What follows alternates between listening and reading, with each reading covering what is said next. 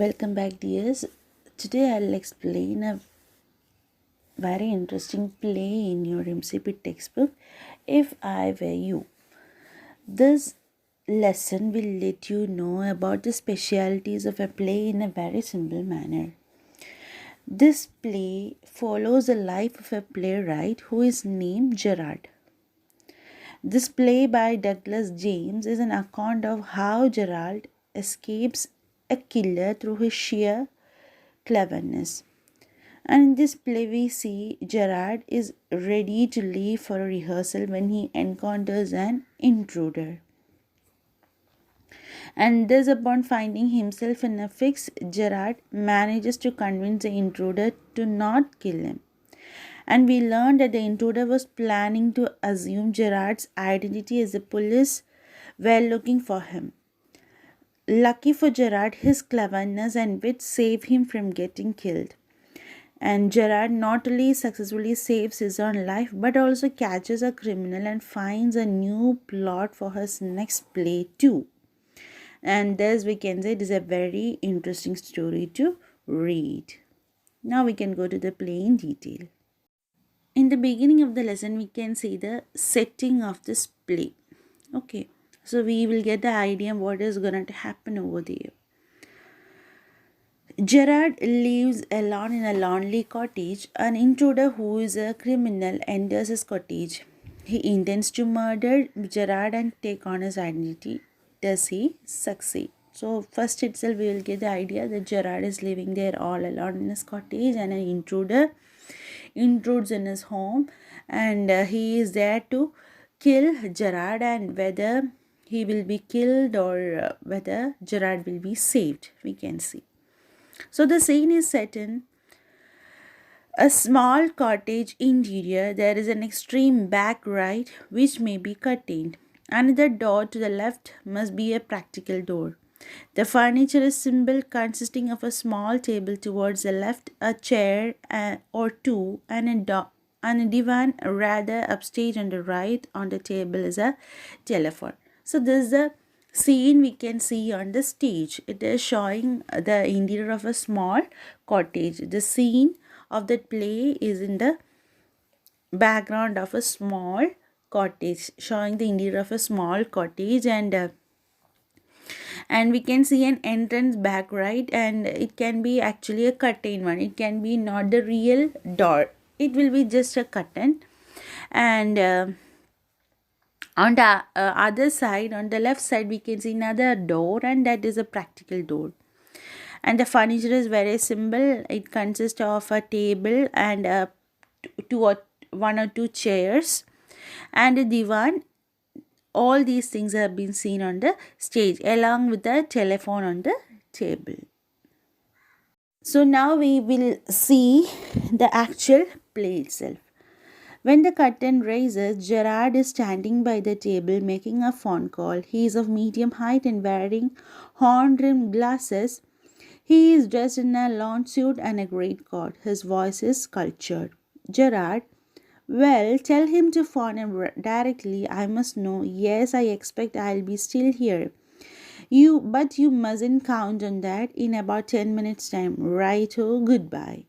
He puts down the phone and goes to the divan on the left where there is a traveling bag and starts packing. While he is just engaged, another man similar in build to Gerard enters from the right silently, revolver in hand. He is flashingly dressed in an overcoat and a soft hat. He bumps accidentally against a table, and at the sound Gerard turns quickly. In the starting of the play, Gerard is just getting an arrangement, and he is just getting ready for a travel. And before that, he made a call. He got a call and he is asking a person to call him after 10 minutes. Okay, so he might be expecting a call very soon. And while we are seeing on his physique, we can see he's a medium height person, and he is having a pair of glasses. He's wearing spectacles and he's dressed in a decent way, and is also cultured in his manners. In his language also he is very cultured, And while he's packing his baggage, what is happening at the back, on the left side of, while he's sitting on the left side of the divan and he is just packing his traveling bag, we can see another man that is similar to Gerard enters on the right silently, and in his hand there is a weapon. He is having a revolver. He is having a revolver in his hand, and he is just flashingly dressed in an overcoat, and he is having a soft hat. And he bumps accidentally against the table, and the sound, Gerard turns quickly. So now, hearing the sound, Gerard is just turning quickly. Gerard, pleasantly, why, this is a surprise, Mr. Intruder. I am glad you are pleased to see me. I don't think you will be pleased for long. Put those paws up. Gerard, this is all very melodramatic, not very original perhaps, but try to be calm and nonchalant is your word, I think. Thanks a lot. You will soon stop being smart. I'll make you crawl. I wanted to know a few things. See. Here we can see Gerard after seeing the intruder. He is not getting panic. He is just pleasantly welcoming the intruder who is having a gun in his hand. And while he is about to talk with him, the intruder asks him to put those paws up. And Gerard tells him that this is very melodramatic. Why are you making it so melodramatic? Make it very original. Then intruder is saying, trying to be calm and quiet. So that intruder also doesn't know the name of Gerard, and Gerard as well doesn't know the name of intruder. So they're not calling any names. And the intruder warns him that if you are trying to be very smart, within few seconds or few minutes you will be crawling underground. And before that, I just wanted to know some things from you. It says, anything you like, I know all the answers, but before we begin, I should like to change my position. You may be comfortable, but I am not. Intruder, sit down there, and no funny business. Motions to a chair and seats himself on the divan by the back. Now then, we will have a nice little talk about yourself. Gerard, at last a sympathetic audience. I'll tell you the story of my life. How was a child I was stolen by the gypsies, and why at the age of 32 I find myself in a lonely access cottage. How? Intruder, keep it yourself and just answer my questions. You live here alone. Well, do you? Gerard, I'm sorry. I thought you were telling me, not asking me. A question of inflection. Your voice is unfamiliar. Intruder with emphasis. Do you live here alone? Gerard, and if I don't answer? Intruder, you have got enough sense not to want to get hurt. Gerard, I think good sense is shown more in the ability to avoid pain than in the mere desire to do so. What do you think, mister? So right now Gerard was sitting on the divan, and the intruder was standing towards his right side.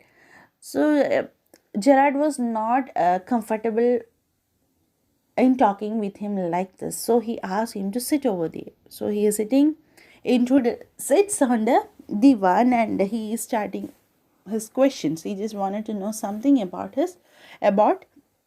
Gerard. And Gerard thinks that he is asking him personal questions. So he started his long story, and intruder interrupts and asks him, just answer the questions whatever I am asking to you. But Gerard says him that I'll tell the answers, but your voice is very unfamiliar for me. So intruder doesn't care about all these things, and he is asking, I just wanted to know that do you live here alone? And Gerard answers, if I am not answering, what will happen? Then intruder warns him that I think that you are having good sense not to get hurt. Gerard says,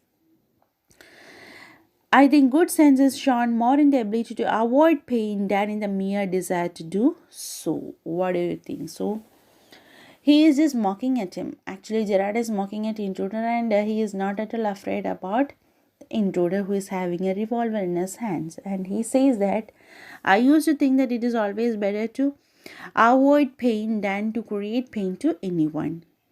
Intruder, never mind my name. I like yours better, Mr. Gerard. What is your Christian names?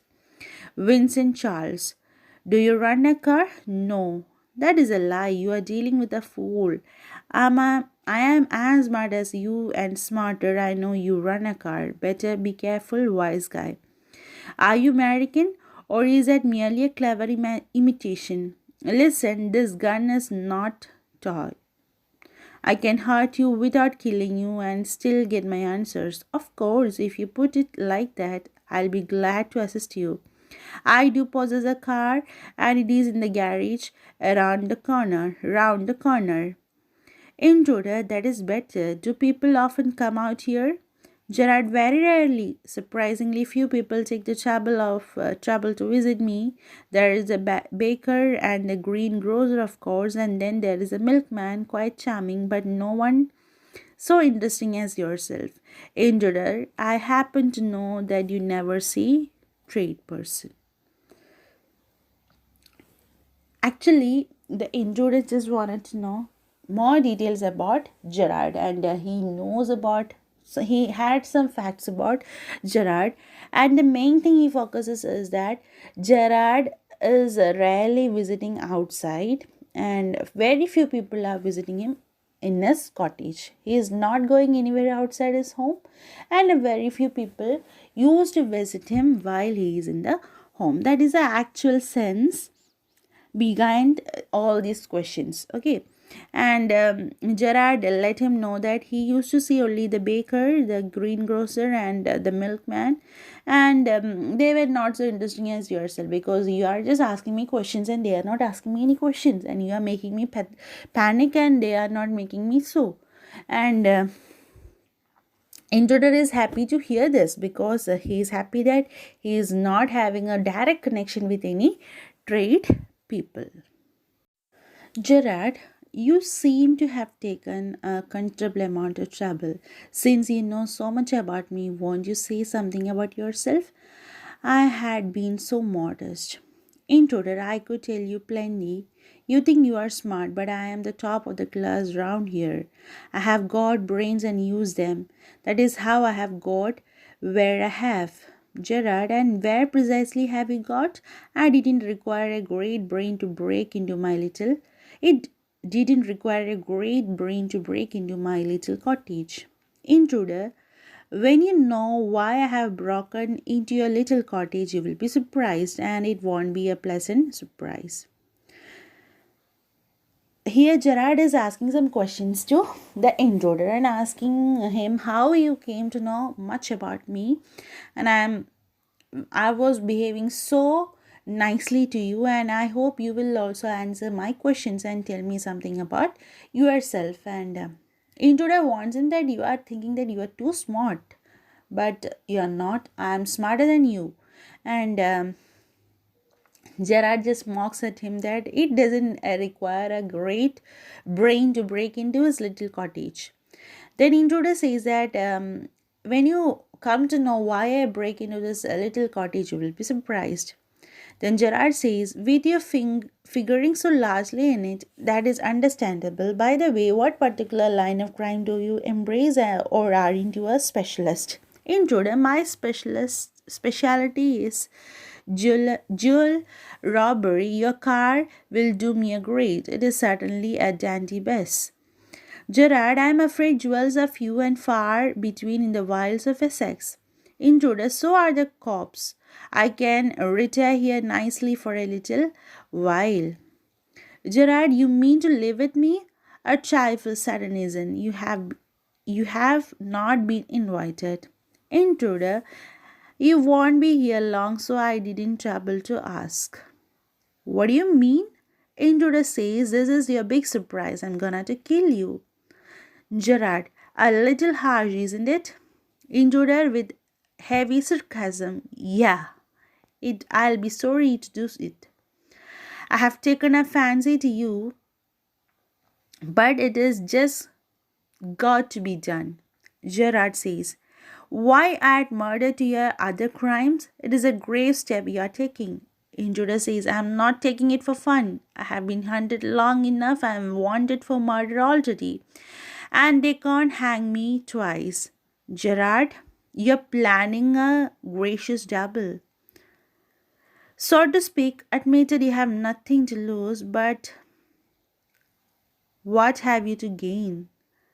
Intruder says, I have got freedom to gain. As for myself, I am a poor hunted rat. As Vincent Charles Gerard, I am free to go places and do nothing.